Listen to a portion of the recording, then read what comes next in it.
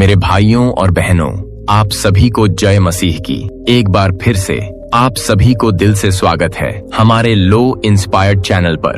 दोस्तों, आज हम आपके साथ एक विशेष कहानी साझा करना चाहते हैं जो आपके जीवन में सकारात्मकता और शांति का संदेश लाएगी। यह कहानी उस प्रेम, विश्वास और प्रार्थना की शक्ति पर आधारित है जो हमारे परम पिता परमेश्वर ने हमें दी है। इसे सुनने के बाद आप न केवल प्रेरित होंगे बल्कि आपकी आत्मा भी परमेश्वर की उपस्थिति से भर जाएगी। तो आइए इस कहानी को शुरू करते हैं। दोस्तों, बहुत समय पहले एक छोटे से गांव में एक व्यक्ति रहता था जिसका नाम मोहन था। मोहन एक साधारण व्यक्ति था, लेकिन उसके जीवन में कई कठिनाइयां थीं। वह गरीब था, बीमारियों से जूझ रहा था और अपने परिवार के साथ संघर्ष कर रहा था।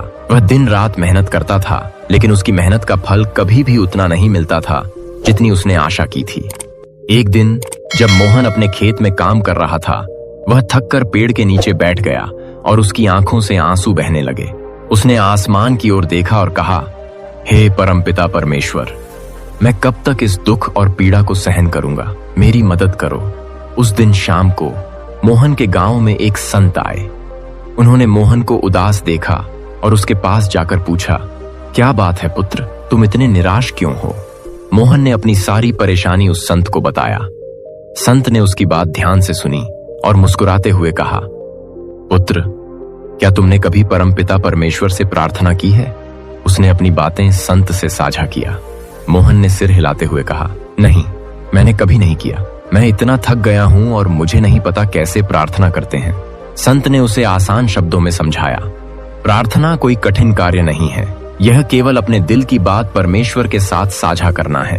यदि तुम प्रतिदिन रात में सोने से पहले सिर्फ 5 मिनट परमेश्वर के साथ बिताओगे और उनसे अपने मन की बातें कहोगे तो तुम्हारा जीवन बदल जाएगा।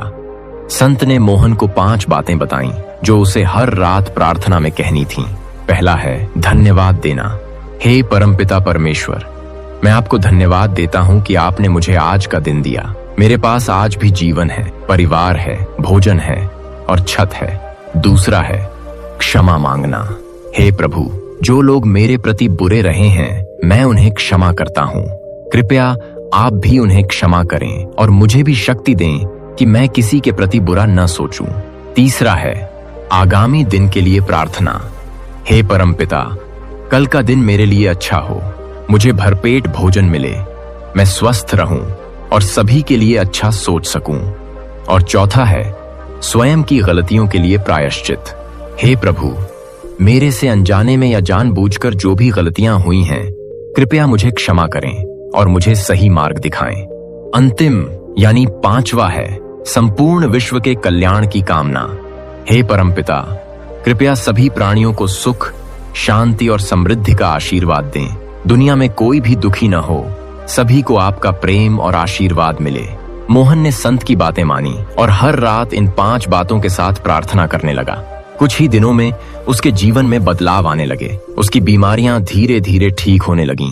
उसका मन शांत रहने लगा और उसके परिवार में भी खुशहाली लौट आई। उसने यह समझा कि प्रार्थना करने से केवल परमेश्वर से आशीर्वाद ही नहीं मिलता, बल्कि उसके दिल का बोझ भी हल्का हो जाता है। कुछ महीनों बाद मोहन का खेत हरा भरा हो गया। उसकी आर्थिक स्थिति सुधरने लगी और गांव के लोग उसकी मेहनत और विश्वास की तारीफ करने लगे। मोहन ने समझ लिया था कि परमेश्वर ने उसकी प्रार्थनाओं का उत्तर दिया है। इस घटना के बाद मोहन ने अपनी प्रार्थना की आदत को कभी नहीं छोड़ा।